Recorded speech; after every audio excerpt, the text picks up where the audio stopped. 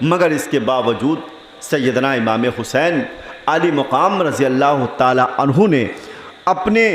گھر کے اندر جو روشنی تھی اس وقت، اس روشنی کو آپ نے بجھا دیا، تاکہ رات کی تاریکی میں آپ نے کہا جو جانا چاہتا ہے چلا جائے، کسی کو شرمندگی اٹھانے کی کوئی ضرورت نہیں۔ آپ نے پورا بھرپور موقع دیا، اندھیرا کر دیا، کافی دیر تک اندھیرا رہا تاکہ کوئی جانا چاہے تو جا سکے، کوئی شرمسار نہ ہو، کسی کی وجہ سے جھجکے نہیں۔ لیکن تھوڑی دیر کے بعد جب پھر سے اجالا کیا گیا، جب روشنی کی گئی تو کیا پتہ چلا، جو چہرے جہاں بیٹھے تھے وہ وہیں پر بیٹھے پائے گئے۔ آپ نے اللہ کا شکر ادا کیا اور اللہ تبارک و تعالیٰ کی تسبیح بلند کی اور ان کے مشکور ہوئے اور فرط مسرت سے رونے لگے۔ لوگوں نے پوچھا، اے امام علی مقام اب آپ کیوں رو رہے ہیں؟ ہم سب آپ کے ساتھ ہیں، جہاں آپ ہوں گے، جہاں آپ کا پسینہ گرے گا، اے امام علی مقام ہم اپنا خون پیش کریں گے۔ رونے لگے، کہنے لگے، میں اس لیے نہیں رو رہا ہوں بلکہ اس لیے رو رہا ہوں کہ تم لوگ ہم سے اتنی محبت کرتے ہو، مگر ہمارے پاس اس وقت دینے کے لیے کچھ موجود نہیں ہے سوائے اس کے کہ کربلا کا تپتا ہوا ریگستان ہے اور یہاں پر کوفی ہیں، اس کے علاوہ میرے پاس کچھ بھی نہیں ہے۔ اپنے محبین سے رخصتی لیتے ہیں اور پھر اس کے بعد میں اپنے تمام ان خواتین کے پاس پہنچتے ہیں، اپنی اہلیہ محترمہ ام رباب اور ام لیلہ کے پاس پہنچتے ہیں۔ حضرت علی اکبر کی والدہ ہیں، حضرت علی اصغر کی والدہ ہیں، ان کے پاس پہنچتے ہیں اور پہنچنے کے بعد جب دیکھتے ہیں تو خاتون کھڑی ہو جاتی ہیں۔ آپ نے اشارہ کیا اور پھر تقصیر بنے ہوئے ہیں اور کہتے ہیں، اے مقدس بیویوں، تم لوگ شہزادیوں کی طرح آئی تھی میرے گھر میں، مگر جو عزت و وقار دینا چاہیے تھا میں تمہیں وہ عزت نہ دے سکا، اور یہاں تک اس مقام پر لے کر آیا ہوں کہ کل اب میں شہید کر دیا جاؤں گا، تم بے یار و مددگار ہو جاؤ گے۔ میں تم سب کو کوئی خوشی نہ دے سکا، مگر اللہ کی بارگاہ میں جب ہماری حاضر ہوگی تو میں تم سب کے تعلق سے میں دعا کروں گا کہ مولا تم سب کو اس کا اجر عطا فرمائے۔ جب آپ نے اپنی بے بسی کے تعلق سے کہا کہ میں سب چیز پر قادر ہونے کے باوجود رب کی مرضی پر میں راضی ہوں، تو اب تمام بیویاں بول اٹھتی ہیں، اے امام علی مقام، ہم لوگ آپ کے پاس جب سے آئے ہیں، یہ الگ بات ہے کہ دنیاوی شہزادیوں کی طرح نہیں رہے مگر خاتون جنت کی شہزادی بن کر رہی ہیں۔ اے امام علی مقام، جو عزت آپ نے دی ہے، جو وقار آپ نے دیا ہے اور جو عزت و توقیر آپ کے پاس آپ کے نسبت سے لگنے کے بعد ہمیں ملی ہے، دنیا کے کسی بڑے سے بڑے بادشاہ کے پاس چلے جاتے تو عزت و نہ نصیب ہوتی، وہ وقار نہ ملتا، وہ توقیر نہ ملتی۔ اور سب سے بڑی بات یہ ہے، اے امام علی مقام، ہمارے شوہر نامدار، اب یہاں سے ہم بھلے غربت کی زندگی گزار کر چلے جائیں گے اور ہم سب بیوہ ہو جائیں گے، مگر جب قیامت میں فاطمہ الزہرا کے سائے تلے چلیں گے تو لوگ بڑی فخر سے ہماری طرف دیکھیں گے اور آواز کسیں گے کہ نظریں نیچی کر لو، وہ دیکھو فاطمہ کی بہویں جا رہی ہیں۔ اس سے بڑی عزت اور کیا چاہیے، اس سے بڑا وقار اور کیا چاہیے؟ اے میرے شوہر نامدار، ہم سب کے لیے یہی کا کیا کم ہے کہ ساری دنیا یہ جانتی ہے کہ ناموس رسالت کے گھر کی عزت ہم بنے ہوئے ہیں، رسول اللہ کی بہوؤں کے نام سے ہمیں جانا جاتا ہے، جو جنتی جوانوں کے سردار ہیں ان کی خاتون ہیں ہم، اس سے بڑا تمغہ ہمیں کسی اور چیز کی ضرورت نہیں ہے۔ اللہ اکبر، اللہ کا شکر ادا کرتے ہیں، پھر اپنی اہلیہ سے رخصت ہو جاتے ہیں، دونوں بیویوں سے ملتے ہیں،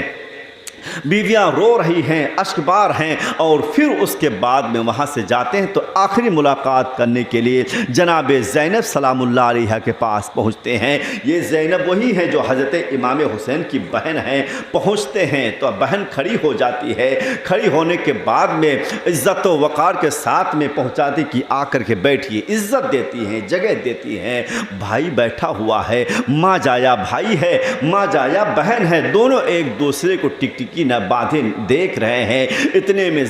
جناب زینب سلام اللہ علیہ کھڑی ہوتی ہیں اور جانے کے بعد میں حضرت امام علی مقام کے گلے کو چومنے لگتی ہے، ان کے زلف معمری کو چومتی ہیں اور اپنے جگہ پر بیٹھ جاتی ہیں۔ پھر امام حسین اٹھتے ہیں، جاتے ہیں، اپنے بہن کے دونوں ہاتھوں کو چوم لیتے ہیں اور چومنے کے بعد میں آپ کے ردا کو چومتے ہیں اور پھر اپنی جگہ پر بیٹھ جاتے ہیں۔ کہنے لگے کہ جناب زینب सलाम अलैहा कहने लगी, अरे भाई जान ये क्या मामला हुआ, आपने मेरा हाथ क्यों चूम लिया है और फिर मेरी रिदा को क्यों चूमा है। कहने लगी, अरे बहन मामला दरअसल ये है कि एक बार मैं जब थोड़ा शऊर समझा, मेरे पास शऊर आया तो मेरे वालिद गिरामी जनाब मौला अली करमल्लाहु ताला वजहुल करीम ने कहा था, बेटा जब तुम्हारे ऊपर मुसीबत आएगी तो मेरी बेटी ज़ैनब तुम्हारे साथ रहेगी, जब तुम शहीद कर दिए जाओगे तो उसके बाद तुम्हारे कारवां का अमीर मेरी बेटी होगी, इसके हाथों में जंजीरें होंगी, जितना सब्र तुम करोगे उतना ही ज़्यादा सब्र तुम्हारे साथ कदम से कदम मिलाकर मेरी बेटी ज़ैनब सलामुल्लाह अलैहा चलेगी। ये कहना था और आप रोने लगे। तो कहने लगी, ये बात तो समझ में आ गई, मेरी रिदा को क्यों चूम लिया, मेरी चादर को, मेरे दुपट्टे को क्यों चूमा। कहने लगे, इसलिए चूमा, चूमने का मकसद फ़कत ये है कि मैं जानता हूँ, मुझे ये भी बताया गया था जब मैं शहीद कर दिया जाऊँगा तो फिर मेरी बहनों के सर से दुपट्टे भी खींच लिए जाएंगे। ऐ ज़ैनब मैं इसलिए चूमा हूँ कि जब ये दुपट्टा खींच लिया जाए तो बालों को ना नोचना, ना तो मातम करना, पुरसी करना, बस रब के रज़ा पे राज़ी हो जाना, सब्र करना, शुक्र करना और जो मंजर तकदीर दिखाती रहे उसी पर चलते रहना, सब्र करना है। नामूसे रिसालत की यही आदत है, उन्होंने हमेशा इसी की तलकीन की है कि सब्र के साथ काम लेते रहो, ये बात हो जाती है। फिर कहते हैं, ए बहन ये बताओ तुमने आखिर मेरे गले को क्यों चूमा, मेरी गर्दन को क्यों चूमा, मेरे जुल्फ को क्यों चूमा। तो कहने लगी, मैं बहुत छोटी थी, मेरी माँ बिनते रसूल फातिमा ज़हरा मुझे गोद में लिए थी और फिर उसके बाद में बड़ी हो गई, इतनी बड़ी हो गई कि बातों को समझने लगी थी। कहने लगी, ए बेटी मेरे पास ज़्यादा वक्त नहीं है, जब तुम बाशऊर हो जाओगी तब तक हो सकता मैं ना रहूं, मगर इतनी बात समझ लो, एक वक्त आएगा तुम्हारा भाई हुसैन करबला के मैदान में होगा तो उसका साथ ना छोड़ना, वहाँ पर ये लोग उनको शहीद कर देंगे तो उस वक्त सारी जिम्मेदारी तुम्हारे ऊपर आ जाएगी। यह सोच करके मुझे आपके ऊपर प्यार आ गया और इसी बुनियाद पर आपके इस गर्दन को मैंने चूमा है, आपकी जुल्फ़ों को इसलिए चूमा है कि कल का दिन होगा और इसी मैदान में खून से लिथड़ी हुई आपकी जुल्फ़ें होगी, वो जुल्फ़े मुअम्मरी जिसको अक्सर लोग मेरे आका सूंघा करते थे, चूमा करते थे, फातिमा उसे चूमा करती थी, बाबा अली प्यार से उन बालों से खेला करते थे, आपको अपने गर्दन पर बिठाया करते थे। यही सोचकर मैंने आपके इन तमाम मुक़द्दस जो है आज़ा को मेरे चूमा है। ये बात होता है, रोते हैं, गिड़गिड़ाते हैं, आपस में राय मशवरा होता है, अलगरस रात काफ़ी हो जाता है, टेक लगाने के बाद में आप जो है जब बात हो जाती है तो दोनों एक दूसरे से अलग हो जाते हैं। ज़ैनब सलामुल्लाह अलैहा दूसरी तरफ इबादत में मशगूल होती हैं, हज़रत इमाम हुसैन दूसरी तरफ बैठते हैं। अभी बिस्तर पर टेक लगाए थे और आँख लग जाती है, आँख लगने का कोई चांस नहीं था, मगर इत्तफाक है रसूल पाक का जो आना था। अभी बिस्तर पर जाते हैं, जैसे ही टेक लगाते हैं तो क्या देखते हैं कि रसूल पाक सल्लल्लाहु ताला अलैहि वसल्लम तशरीफ़ ले आए हैं। तशरीफ़ लाना होता है,